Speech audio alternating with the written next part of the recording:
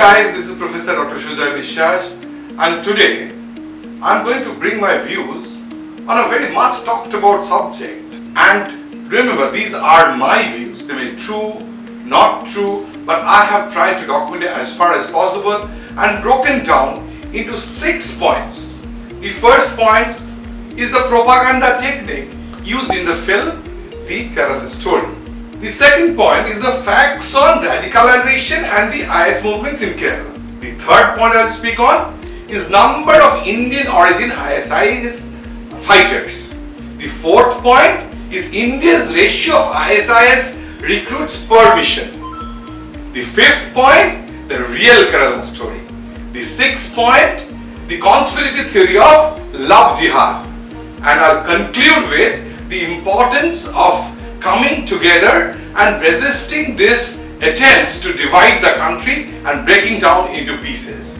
So let's come to the first point, which is propaganda technique used in the film The Kerala Story. When I speak on the propaganda part, I would like to mention that the director Sudipto Sen claimed that V.S. Achyutananda, the former Chief Minister of Kerala, stated that Kerala is going to be a totally Muslim state in the next 20 years.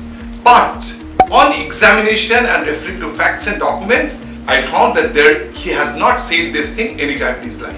The second part is the repetition part, which keeps on repeating that the film repeats the claim that 32,000 women have been radicalized in Kerala. The claim is not backed by any facts or statistics. Now I talk of the third point, that is the half-truth. The article published by India Today stated that the number of women who converted to Islam but did not mention of forced conversion.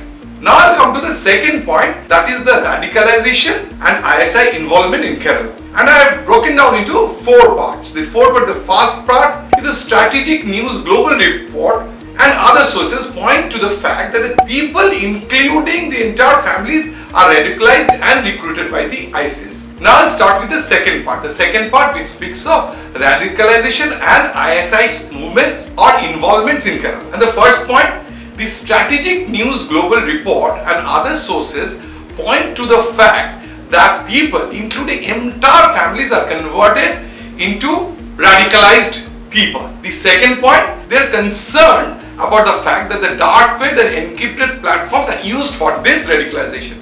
The third point, it's claimed that 32,000 women, again I said previously, 32,000 have been radicalized in Kerala, not backed by statistics. The fourth point is this, the number of pro-ISIS cases in India is estimated to have been 180 to 200 with around 40 in Kerala. Now I'll come to the third point, which is number of Indian origin ISIS fighters. This is very important because what is the number and what is that related to the whole world. As of November 2020, the statistics that was available to us, we found that only 66 Indian origin fighters are affiliated with the ISIS in India. Out of this, 13 of them are women. After 13 of them are women and 6 of whom are from Kerala, and 3 are converted only into Islam or ISIS. So only 3 individual cases of women being lured in by ISIS. So numbers are not that great. Now I'll come to the fourth point, which is India's ratio of ISIS recruits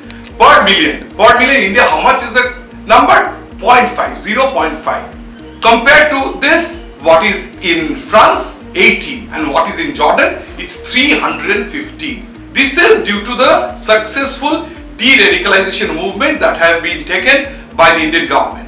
Now I'm going to conclude. So I have told already the 4 points, which is the propaganda techniques in the film Kerala Story. The second point, the radicalization and ISIS involvement in Kerala. The third point, number of Indian origin ISIS fighters. And the fourth point, India's ratio of ISIS recruits per million compared to other parts of the world where the movements are there. Now conclude with the real Kerala story, quote unquote, as per my understanding. I feel over the years I have seen that Kerala is a state with a rich history of religious diversity and tolerance. There are very few cases of Muslims joining ISIS in Kerala. So I conclude that the claims of mass conversion to Islam in Kerala are totally false.